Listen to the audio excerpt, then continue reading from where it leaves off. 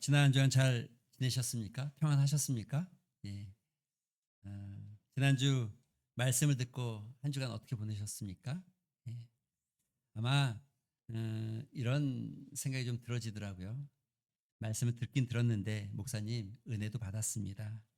그런데 내 옛자가 십자가와 함께 못 박힌다는 말씀이 분명하긴 한데 분노한 자 또 섭섭해하고 인정받고 싶은 마음 그것이 죽어야 되는데 막상 살아보니 또 한쪽에 잘 안 되는 것 같습니다. 여러분 이런 생각 들 때가 좀 많죠. 예. 은혜 주일에는 은혜 받았지만 또 말씀을 들었지만 월요일 아침 되면 또 달라지는 것 같고 여전히 내가 분노하는 것 같고 여전히 내 마음의 섭섭함이 사라지지 않는 것 같고 여전히 사람들 평가에 흔들리고 사람들의 시선에 흔들리고 또 그리스도의 십자가의 그 사랑을 알면서도 여전히 예, 그런 모습 우리에게 있지 않나 이런 생각이 좀 들어집니다. 어떤 집사님의 이야기입니다. 집사님께서 평소에 말이 좀 급한 분인데 가정에서도 아내에게 또 자녀에게 교회 안에서도 항상 생각이 좀 자기 생각이 분명하고 말이 급한 분인데 나쁜 의도는 늘 없죠. 오히려 책임감도 강하고 옳은 말씀을 하시는 분이죠. 그런데 어느 날 말씀을 들으면서 깨닫기 시작했어요. 내가 옳은 말을 한다고 생각했지만 사실은 내 자존심이 너무 강했구나. 내가 가족을 사랑한다고 말했지만 사실은 내 가족이 내 뜻대로 움직여주기를 바랬구나. 내가 교회를 위한다고 말했지만 사실은 내 생각이 인정받기를 원했구나. 그날부터 집사님 기도했다고 합니다. 주님, 제 옛 자아가 십자가에 못 박히기를 원합니다. 제 말이 아니라 주님의 마음이 나에게서 나오게 하여 주시옵소서. 그런데 다음날 바로 여러분 달라졌을까요? 아닙니다. 또 화가 나고 또 말이 앞서고 또 집에 가서 또 후회하고 그럼 생각하죠. 나는 안 되나? 나는 원래 이런가? 내 성격은 원래 이런 건가? 하지만 여러분 우리가 이전과 좀 다른 모습들이 있죠. 전에는 화를 내고도 내가 맞는 말이야. 내가 옳은 말을 했는데 너가 뭔데? 라고 생각하지만 은혜를 받고 나면 말씀을 듣고 나면 주님 또 제가 살아났습니다. 주님 또 제 자존심이 앞섰습니다. 주님 제 안에 그리스도께서 사셔야 하는데 또 제가 주인 노릇한 것 같습니다. 이런 마음이 들어지죠. 그리고 그게 하루가 되고 이틀이 되고 한 주가 되고 한 달이 되면서 나도 모르게 조금씩 조금씩 그리스도를 닮아가고 있는 모습을 발견하게 되어지죠. 화를 내고 싶을 때 속으로 기도하는 순간이 생각나고 자녀에게 바로 지적하려다가 내가 조금 더 생각해보자. 사랑으로 말하는 방법은 뭘까? 내 자존심만 앞세우려고 했다가 아이고 이 말에 상처가 되면 안 되겠지라는 생각을 하게 되어지죠. 사랑하는 성도 여러분, 이런 게 신앙생활이고 이런 게 성화의 과정을 나아가는 성도의 모습입니다. 옛자가 그리스도와 함께 십자가 못 박혔다는 것은 단순한 어떤 감정의 결심이 아닙니다. 그것은 하나님께서 그리스도 안에서 우리 안에서 그리스도를 통해서 우리 안에서 이루신 복음의 사건이고 놀라운 구원의 선포이지 그저 내 감정에 어떤 취해서 그저 내 감정에 어떤 고백이 되어지지 않는다는 거죠. 그렇게 고백하지 않는다는 거죠.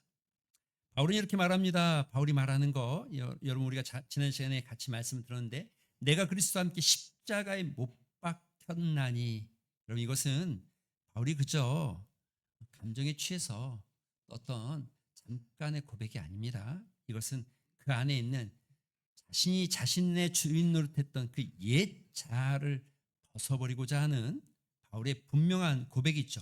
분노하는 옛사람은 십자가에 못 박기를 소망했고 섭섭해하는 옛사람은 그리스도와 함께 십자가에 못 박기를 바랬고 인정받아야만 산다고 믿었던 옛 자아는 그리스도와 함께 십자가에 못 박고 죽었다라고 선포하고 있는 겁니다. 바울은 그래서 이런 고백이 한 번의 고백이 아니고 매일 우리는 매일 이와 같은 고백 속에 살아가야 된다는 거죠. 고린도전서 15장 31절에 보면 바울이 이런 고백을 그래서 하는 겁니다. 내가 날마다 죽노라. 믿으십니까? 물론 이 고백은, 바울의 이 고백은 부활의 십자가 앞에 내가 날마다 죽는다는 고백이지만, 그러나 동시에 성도의 삶이 복음 앞에서, 십자가 앞에서 날마다 죽고 있다는 것을 고백하고 있는 겁니다. 성도는 한 번만 죽는 것이 아닙니다. 성도는 날마다 말씀 앞에서 죽는 겁니다. 내 자존심이 올라올 때 죽어야 합니다. 내 분노가 올라올 때 죽어야 합니다. 내 섭섭함이 올라올 때 죽어야 합니다. 인정받고 싶은 욕구가 살아날 때마다 죽어야 합니다. 내가 옳다는 것을 증명하고 싶은 마음이 올라올 때마다 죽어야 합니다. 예수님께서 이렇게 말씀하십니다. 누가복음 9장 23절, 여러분과 제가 잘 아는 말씀입니다. 아무든지 나를 따라오려거든 어떻게 하라고요? 자기를 부인하고. 여러분, 이 부인이 그 다음에 이렇게 돼 있어요. 날마다 자기 십자가를 지고, 날마다 제 십자가를 지고 나를 따를 것이다. 자기를 부인하는 것 중요합니다. 그것이 날마다 이루어져야 됩니다. 날마다. 왜 그렇습니까? 우리의 옛자는 한번 결심한다고 해서 조용히 사라지지 않습니다. 옛자는 기회가 있을 때마다 다시 고개를 듭니다. 상처받을 때 고개를 듭니다. 무시당한다고 느낄 때 고개를 듭니다. 인정받지 못했다고 느낄 때 또다시 고개를 듭니다. 내 뜻대로 되지 않으면 또 분노하고 올라옵니다.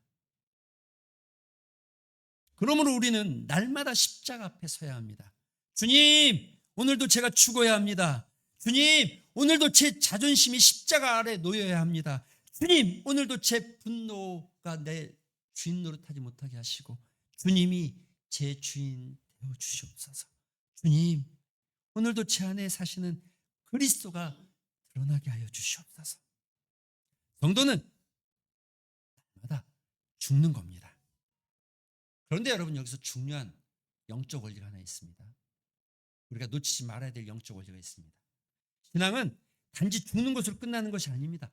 비우는 것으로 끝나는 것이 아닙니다. 내 안에 나쁜 것을 몰아내는 것으로 끝나는 것이 아닙니다. 신앙은 반드시 채워야 합니다. 예수님께서 마태복음 12장 43절, 42절부터 45절까지 이런 말씀을 합니다. 더러운 귀신이 사람에게서 나가라고 합니다. 나갔습니다. 그런데 그 귀신이 물도 없고 쉴 곳을 찾아다니지 못하다가 이렇게 생각합니다. 내가 다시 나온 집으로 돌아가야 되겠다. 그리고 와보니까 그 나온 집이 깨끗이 청소되어 있고 더 좋은 집으로 수리되어 있고 비어 있으면 그 나간 귀신이 오히려 가서 더 강한 7귀신을 데려와서 그 집에 머문다는 거예요. 그래서 이렇게 기록되어 있어요. 뭐라고요? 그 사람의 나중 형편이 처음보다 더 심하게 되었다. 사랑하는 성도 여러분, 이 말씀은 아주 중요한 영적 원리를 보여주는 겁니다. 비어있는 집은 위험합니다. 더러운 것이 나갔다는 것은 그것만으로 충분하지 않습니다. 내가 깨끗하게 청소한 것만으로 충분하지 않습니다. 정리되었다는 것만으로 충분하지 않습니다. 그 집에 누가 사느냐가 중요합니다. 내 안에 분노를 몰아내는 것만으로 충분하지 않습니다. 내 안에 섭섭함을 내려놓는 것만으로 충분하지 않습니다. 내 안에 인정받고 싶은 욕구를 버렸다고 그 결심만으로 충분하지 않습니다. 그 빈자리가 채워져야 됩니다. 예수 그리스도로 채워져야 됩니다. 예수 그리스도께서 우리 안에 사셔야 됩니다. 분노가 나간 자리에 그리스도의 온유가 들어와야 됩니다. 섭섭함이 내려간 자리에 그리스도의 사랑이 들어와야 합니다. 인정받고 싶은 욕구가 무너진 자리에 내가 하나님의 사랑받는 자녀라는 확신이 생겨야 합니다. 통제 욕구가 나를 통제하고 싶은 마음이 자꾸 들어질 때마다 그것을 내려놓은 그 빈자리에 하나님의 주권을 신뢰하는 믿음이 들어와야 합니다. 내 의가 무너진 자리에 그리스도의 의가 세워져야 합니다. 사랑하는 성도 여러분, 이것이 복음입니다. 복음은 단순히 나를 죽이는 것으로 끝나는 것이 아니라 복음은 그 죽은 자리에, 그 빈 자리에 예수 그리스도가 채워지는 것입니다. 나쁜 것을 버렸다고 해결되는 것이 아니라 그 옛자가 죽은 그 자리에 십자가가 세워지고 주님이 세워지는 것, 내 안에 그리스도께서 살기 시작하는 것, 이것이 복음입니다. 갈라디아서 2장 20절. 여러분, 이건 정말 어떤 기분에 따라 고백한 고백이 아니라고, 정말 바울의 어떤 믿음의 정체성과 정말 바울의 어떤 신앙의 정수를 보여주고 있는 고백이죠.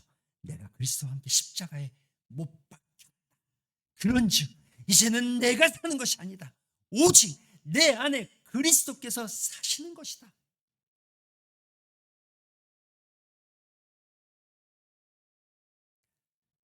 바울 신앙의 중심입니다. 복음의 핵심입니다. 그리스도의 정체성을 가장 잘 드러내고 있는 본문입니다.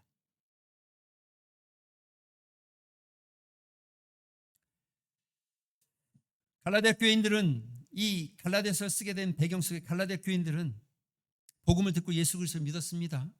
그런데 시간이 지나면서 다른 가르침들이 들어오기 시작했습니다. 예수만 믿어서 부족하다. 율법도 지켜야 된다. 할례도 받아야 된다.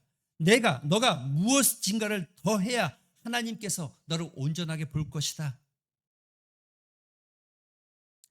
복음에 무엇을 더하려는 가르침. 바울은 강하게 책망하면서 말씀하는 게 이겁니다. 복음으로, 그리스도로 충분하다. 복음은 그리스도로 충분한 겁니다. 그리스도로 채워지기 시작하는 것이고, 그리스도가 내 삶 가운데 충분하게 채워지기 시작하는 게 복음입니다. 오직 예수 그리스도 안에서 그리스도를 믿음으로 의롭다함을 받는 것이 복음입니다. 내 의가 아니라, 내 실력이 아니라, 내 노력이 아니라 복음으로 채워지는 것. 그러니까 우리의 비어진 그 자리에 예수 그리스도께서 사시기 시작할 때, 지난주에 우린 무엇이 죽었습니까? 여러분, 무엇을 죽여야 합니까? 말씀을 들여다봤습니다. 그래서 오늘은 이 질문 앞에 서야 됩니다. 누가 살고 있습니까? 누가 사십니까? 오늘 본문에 보면 이렇게 말합니다. 바울은 이렇게 말하죠. 그런즉 이제 내가 산 것이 아니요 오직 내 안에 그리스도께서 사시는 것이라. 사랑하는 성도 여러분, 바울은 자신이 없어졌단 말을 하는 것이 아닙니다. 자신의 인격이 사라졌다는 뜻도 아닙니다. 자신의 생각이 없다, 성품이 바뀌었다, 감정이 사라졌다, 사명이 지워졌다, 이런 말이 아닙니다. 바울은 여전히 바울입니다. 그는 여전히 생각하고, 그는 여전히 말하고, 그는 여전히 복음을 가지고 있고, 그는 여전히 고난도 당하고, 그는 여전히 눈물도 흘리고 있습니다. 그런데 결정적인 변화가 있어요. 바울의 삶에 중심이 바뀌었다는 거예요. 바울의 삶에 주인이 바뀌었다는 거예요. 바울을 움직이는 생명의 근원이 바뀌었다는 거예요. 예전에는 바울은 자신의 의로 살았어요. 예전에 바울은 율법이 자랑이었어요. 예전에 바울은 종교적 열심으로 산 사람이었어요. 예전에 바울은 내가 옳다는 확신으로 살았어요. 그런데 부활하신 그리스도를 만난 후 바울의 고백은 이제는 내가 사는 것이 아니랍니다. 내 안에 그리스도께서 그리스도인은 그리스도와 연합한 사람입니다. 그리스도의 죽음이 나의 죽음이 되고 그리스도의 생명이 나의 생명이 된 사람. 요한복음 15장 5절에 주님께서 말씀하십니다. 나는 포도나무에 너희는 가지니 그가 내 안에 내가 그 안에 거하면 사람이 열매를 많이 맺나니 나를 떠나서는 너희가 아무것도 할 수 없다. 가지가 열매를 맺기 위해서는 주님께 붙어 있어야 되는 것처럼 우리는 주님께 붙어 있어야 되고 우리 안에 생명의 근원이 내 안에 내 중심에 예수 그리스도가 계셔야 되는 거죠. 그런데 이런 설교하면 꼭 이런 느낌을 받죠. 목사님, 그래서요. 주님이 사는 게 도대체 뭡니까? 내 안에 그리스도께 사신다는 건 어떻게 사는 삶입니까? 그 교리입니까? 실제는 무엇입니까? 여러분, 어렵지 않아요. 본문에 그 답이 다 있죠. 그럼 본문은 이렇게 말하고 있어요. 아주 명확해요. 이제 내가 사는 것이 아니 내 안에 그리스도께서 사신 것이라. 그분은 나를 사랑하사 나를 위하여 자기 자신을 버리신 하나님의 아들이다. 믿으십니까? 내 안에 그리스도께서 사신다는 거, 나를 사랑하신 그분이 있다는 거, 나를 위해 자기 자신을 버리셨다는 거.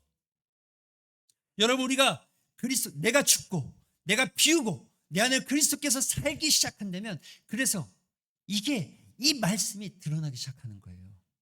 그 첫 번째가 뭐라고요? 사랑이죠. 내가 아니라 나를 사랑하사. 예수님은 우리를 사랑하신 분입니다. 우리가 사랑받을 만해서 사랑한 것이 아닙니다.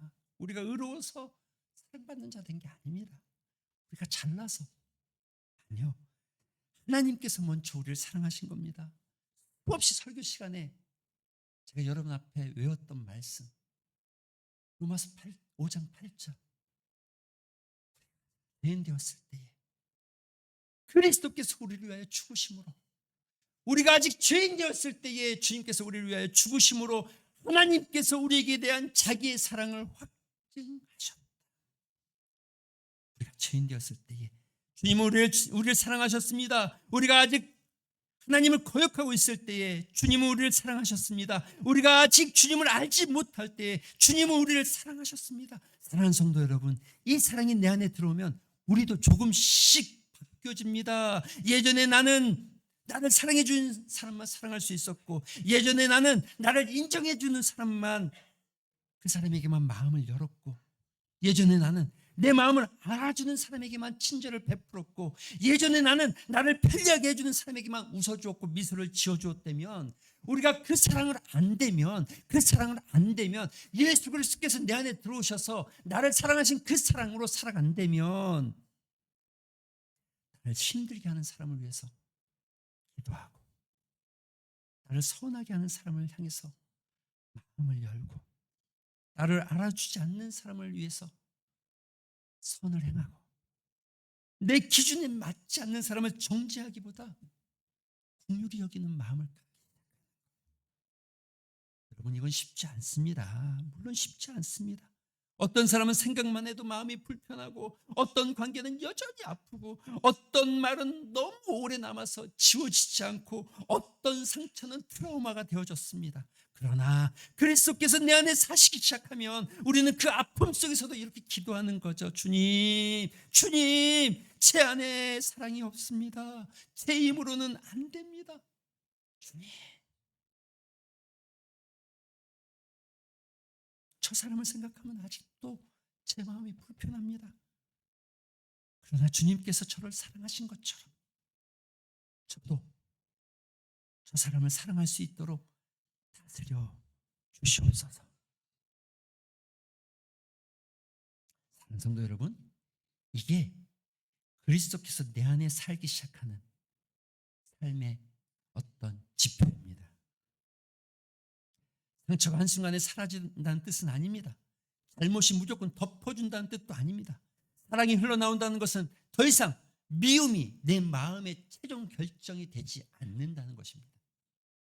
누군가 뜻하지 않은 싫은 사람이 결국 최종적으로 그 사람을 미워하지 않게 되어지는 것, 분노가 올라와도 그것이 내 영혼의 왕이 되지 못하게 하는 것, 상처가 있어도 그 상처가 내 인격을 지배하지 못하게 만드는 것, 그리스도께서 내 안에 사시면 미움으로 끝나는 자리가 아니라 기도로 끝나는 자리가 되어지는 것, 정죄로 끝나지 않고 긍휼이 생겨나는 것, 단절로 끝나지 않고 다시 대화가 열리기 시작하는 것, 저 사람은 안 대로 끝나는 마음에서 저 사람도 불쌍히 여겨 주시옵소서로 기도하는 마음으로 끝나는 것.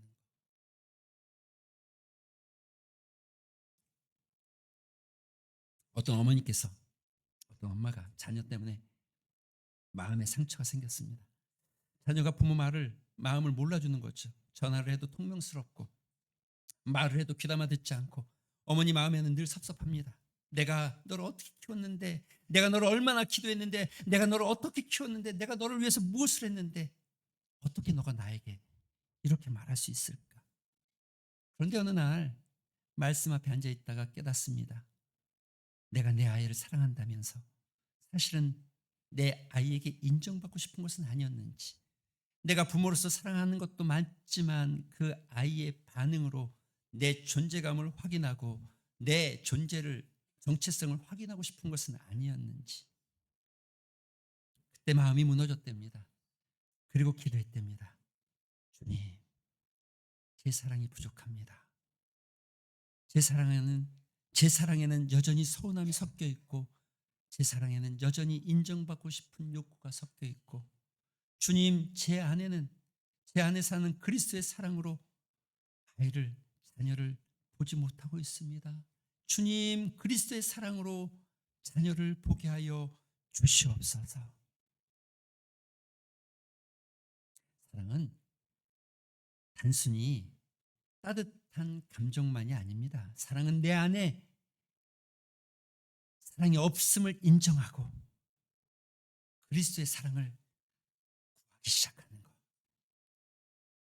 사랑은 내가 먼저 사랑할 수 있는 사람이 되어지지 못했음을 고백하고 주님께서 나를 사랑하신 것처럼 나도 사랑하길 소망하는 것. 여러분, 이게 그리스도께서 내 안에, 우리 안에 사시는 삶의 지표입니다. 두 번째는 더 분명합니다. 나를 사랑하사 자기를 버리신 것. 나를 위하여 자기 자신을 버리신 하나님의 아들. 사랑하는 성도 여러분, 주님이 우리 마음에 계신다면 예수님의 사랑, 그것이 말뿐이 아니라 예수님께서 우리에게 보여주신 것처럼 우리도 버리는 거죠. 빌립보서 2장, 여러분 너무나 잘 아는 말씀 아닙니까?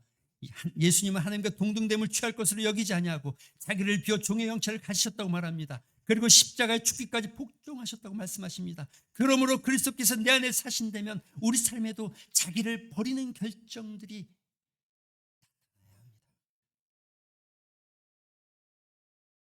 신학의 성숙은 여러분 다른 데 있지 않습니다. 내 자존심이 걸린 자리에서 내가 옳다고 생각하는 내가 옳다고 생각하지만 관계를 살리기 위해서 내 생각을 버리는 것. 내가 손해볼 것 같지만 공동체를 위해서 한 걸음 물러나는 것. 내가 먼저 사과하기 싫지만, 자존심이 상하지만 복음 때문에 돈 내미는 것. 내가 인정받고 싶지만 이름 없이 내 이름을 내려놓고 드러나지 않기를 소망하고 섬기는 것. 내 뜻대로 자녀를 움직이고 싶지만 하나님께 맡기는 것. 여러분, 이런 것들이 자기를 버리는 결정입니다.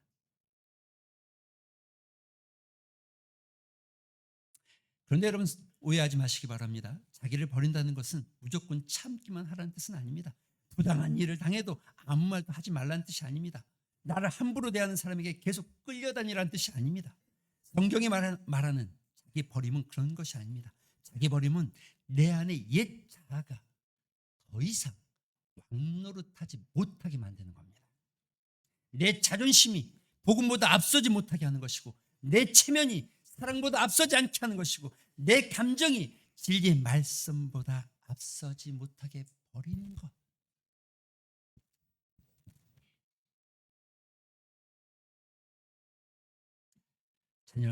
자녀를 사랑한다면서 여전히 자기 중심적으로 살아가는, 친구를 사랑한다고 하면서 여전히 자기 중심적으로 인정받고 싶어하는 욕구를 버리는 것. 교회 안에서도 마찬가지 아니겠습니까? 우리는 봉사합니다. 수고합니다. 애씁니다. 그런데 어느 순간 마음이 상합니다. 왜 아무도 알아주지 않지?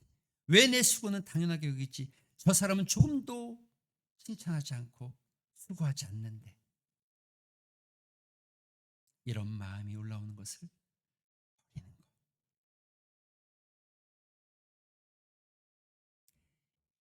지금 내 안에 누가 사는가? 내 모습인가? 내 자아인가? 내 옛 자아인가? 아니면 나를 사랑하사 나를 위해 자기 몸을 버리신 하나님의 아들 예수 그리스도께서 살아가고 계신가? 그리스도께서 내 안에 사신다면 우리는 조금씩 내려놓고 주님께서 그 천상의 자리를 버리고 내려오셨던 것처럼 우리의 체면을 버리고 내가 통제하고 싶은 욕구를 버리고 내 불안을 내려놓고 내가 옳다고 주장하고 싶은 말을 참아내는 것. 이게 여러분 버리는 겁니다. 버리는 거. 마지막 세 번째, 우리에게 흔적이 필요하지 않겠습니까? 오늘 본문 안에 있지는 않지만 갈라디아서 6장 17절에 보면 내가 내 몸에 예수의 흔적을 지니고 있다. 여러분, 예수께서 내 안에 살기 시작하면 우리에게 흔적이 나타난다는 거죠. 흔적은 말뿐인 표현이 아닙니다. 복음 때문에 맞은 흔적, 그리스도 때문에 당한 흔적, 고난의 흔적, 십자가 때문에 고난당한 흔적.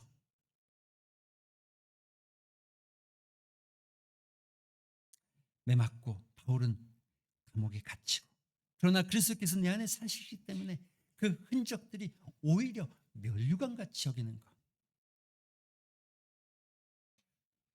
받기보다 주는 흔적, 높아지기보다 낮아지는 흔적, 비난받기보다 중보하는 흔적, 정죄하기보다 품는 흔적, 내 이름이 남기보다 예수 그리스도의 이름이 남기를 소망하는 흔적. 사랑합니다, 여러분.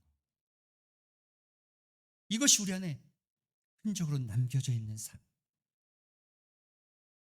예수님께서 내가 피우고 내가 죽고 예수가 내 안에 들어와서 산다는 것은 막연한 추상적인 이야기거나 어떤 감정적 고백이 아니라 분명하고 너무 정확합니다. 나를 사랑하사 나를 위하여 자기 몸을 버리신 하나님의 아들, 나를 사랑하신 그 사랑으로 살아가는 것, 나를 위해 버리셨던 그 주님의 생명, 나도 버리는 자가 되어지는 것, 그리고 내가 사랑하고 내가 버림으로 나한테 남겨진 십자가의 흔적, 이것이 내가 그리스도로 살아가는 삶의 모습 아니겠습니까? 말씀을 맺어보겠습니다. 사랑하는 성도 여러분, 누가 살고 있습니까? 무엇이 죽었습니까? 비어있는 집 그냥 두면 위험합니다. 오히려 더 큰 귀신이 들어와서 처음보다 더 상함을 받는다고 말합니다. 나쁜 것을 몰아내는 것으로 충분하지 않습니다. 분노가 나간 자리에 그리스도의 온유가 들어와야 되고, 섭섭한 자리에 예수 그리스도의 사랑이 들어와야 됩니다. 내가 사는 것이 아니라 이제 예수 그리스도께서 내 안에서 사시기 시작해야 합니다. 주님이 살기 때문에 주님이 우리에게 보여주신 사랑이 흘러나오기 시작하고, 주님이 살기 때문에 주님이 우리를 위해서 자기를 버리셨던 것처럼 우리 스스로도 버리는 결정이 생겨나고, 그래서 사랑하고 버리는 흔적들,